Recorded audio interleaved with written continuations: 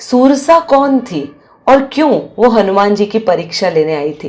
तब देवों को एक चीज में संदेह हुआ। उन्हें लगा कि जब ये छोटे बच्चे थे तब तो उन्होंने सूर्य देवता को भी निगलने की कोशिश कर ली थी। नमस्कार, जय श्री राम। आज फिर से हम सुंदरकांड के आगे की चौपाइयां और दोहे समझते हैं। आज के दोहे और चौपाइयों में ये बताया जाएगा कि हनुमान जी ने क्या सही में जो मैनाक पर्वत था उस पर विश्राम किया था।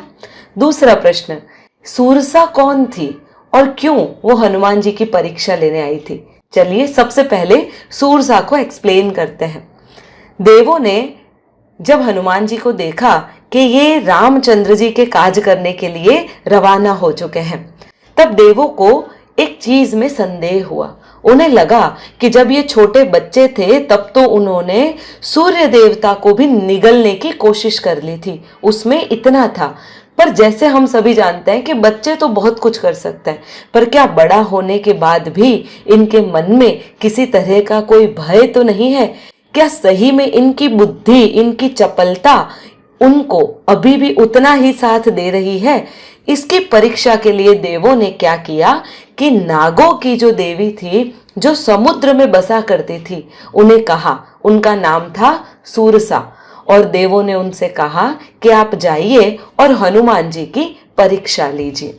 अब यहाँ पर सूरसा आती है और हनुमान जी की कुछ इस तरह से परीक्षा लेती है, और हनुमान जी भी बहुत अच्छे से उनकी परीक्षा में किस तरह से उत्तीर्ण होते हैं या नहीं होते हैं, चलिए सुंदरकांड की इन चौपाइयों में देखते हैं। दोहा है, हनुमान ते ही परसा कर पुनि किन्ह प्रणाम, राम काजू किन्हे बिनु मोहि कहा विश्राम। अर्थ होता है, हनुमान जी ने उसे हाथ से छू दिया। किसे? मैनाक पर्वत को। फिर प्रणाम करके कहा, भाई श्री रामचंद्र जी का काम किए बिना मुझे विश्राम नहीं है, मुझे अन्न या जल का ग्रहण भी नहीं करना, ना ही आराम करना है। मैं तो सीता जी की खबर ढूंढने जा रहा हूं और मुझे वहीं जाना है। आपको भी पता होगा कि जब हमारे व्रत या उपवास रहते हैं तब हम अन्न जल को यदि प्रसाद के रूप में दिया जाता है तो हम उसे प्रणाम कर देते हैं और मस्तक पे लगा देते हैं, पर हम उसे ग्रहण नहीं करते हैं। बिल्कुल उसी तरह से हनुमान जी ने भी उस मैनाक पर्वत को छुआ और प्रणाम कर दिया और कहा कि बिना राम जी के काज किए मैं कुछ भी नहीं करूंगा, बिल्कुल आराम नहीं करूंगा। अब आगे चौपाई सुनते हैं।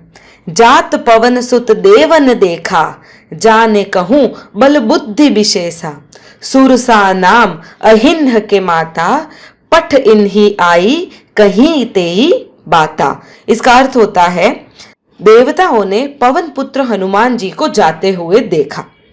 उनकी विशेष बल बुद्धि को जानने के लिए, अर्थात उनकी परीक्षा करने के लिए, उन्होंने सूरसा नाम की सर्पों की माता को भेजा। उसने आकर हनुमान जी से कुछ इस तरह से बात कही। आजू सुरन्ह मोहि दिन आहारा, सुनत बचन कह पवन कुमारा, राम काजू करी फिरी मैं आवो, सीता कई सुदी प्रभु ही सुनावो। आज देवताओं ने मुझे भोजन दिया है। सूरसा ने कहा, आज देवताओं ने मुझे भोजन दिया है। और ये वचन सुनकर पवन कुमार हनुमान जी ने, जो पवन के सूत थे, पुत्र थे, हनुमान जी ने कहा कि मैं श्री राम जी का कार्य करने के लिए जा रहा हूं और सीता माता की खोज खबर लेकर मुझे प्रभु जी को सुनाना है। जब मैं ये काम कर लूं तब मैं लौट के आऊंगा। तब तब बदन पे ठी हूं आई, सत्य कहूं मोहि जान दे माई, कव नेहु जतन दे ही नहीं जाना, ग्रस सी न मोही कहे हनुमाना। हनुमान जी क्या कह रहे हैं? जब मैं सीता माता की खबर लेके आ जाऊं तब मैं आकर तुम्हारे मुंह में स्वतः ही आ जाऊंगा, घुस जाऊंगा, तुम मुझे खा लेना। हे माता, मैं सत्य कहता हूं, अभी मुझे जाने दो। जब किसी भी उपाय से उसने जाने नहीं दिया तब हनुमान जी ने फिर कहा कि तो फिर मुझे खा न ले। जोजन भरी तेहि बदनु पसारा, कपि तनु किन्ह दुगुनु विस्तारा। अर्थात जोजन भर में जो सूरसा है ना, उसने अपना मुंह फैला दिया था। एक जोजन, एक जोजन का अर्थ होता है 4 कोस, उतना मुंह उसने फैला दिया था। हनुमान जी ने उससे दुगना अपना कद बढ़ा दिया था कि इतने मुंह के अंदर तो मैं कहां से आऊंगा, वो और बड़े हो गए। तब हनुमान जी ने अपने शरीर को उससे दुगना कर दिया। 16 जोजन मुख ते ही ठय हूं, सूरसा ने फिर अपना मुंह 16 जोजन जितना कर दिया। हनुमान जी ने तुरंत ही अपना कद, अपना शरीर 32 योजन जितना बढ़ा दिया। तुरत पवन सुत 32 भय हूं, अर्थात हनुमान जी ने अपना शरीर फिर 32 योजन जितना बढ़ा दिया। जस जस सूरसा बदनु बढ़ावा, जिस जिस तरह सूरसा अपने शरीर को बढ़ा रही थी, तस्सु दनु कपि रूप देखावा।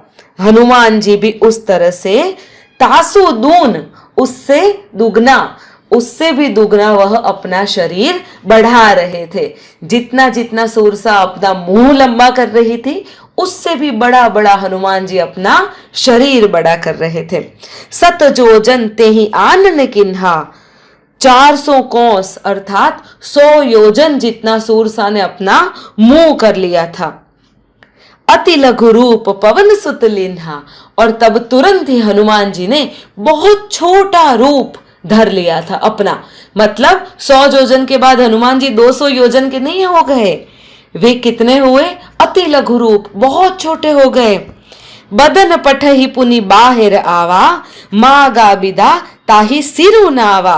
वे उनके मुंह में घुस गए। क्या कहा है? बदन पठही पुनि बाहर आवा, बदन पेठई, शरीर को अंदर ले गए और तुरंत बाहर आ गए। पुनि बाहर आवा, मागा बिदा ताही सिरु नवावा। और फिर माता को कहा, सूरसा को, कि माता मैं आपसे हाथ जोड़कर विनती करता हूं। और वे विदा मांगने लग गए। वो कहने लगे कि मुझे अब विदा कर दो। मोहि सुरन हजे ही लागी पठावा, बुद्धि बल मरमु तोर में पावा। और फिर सूरसा उस पे प्रसन्न हो जाती है और कहती है, हनुमान मैं तुम्हारे बुद्धि बल का भेद अब जान चुकी हूं, जिसके लिए देवताओं ने मुझे यहाँ पर भेजा था। तो मित्रों, आपको समझ में आया होगा, देवताओं ने ही हनुमान जी की परीक्षा के लिए सूरसा को यहाँ पर भेजा था।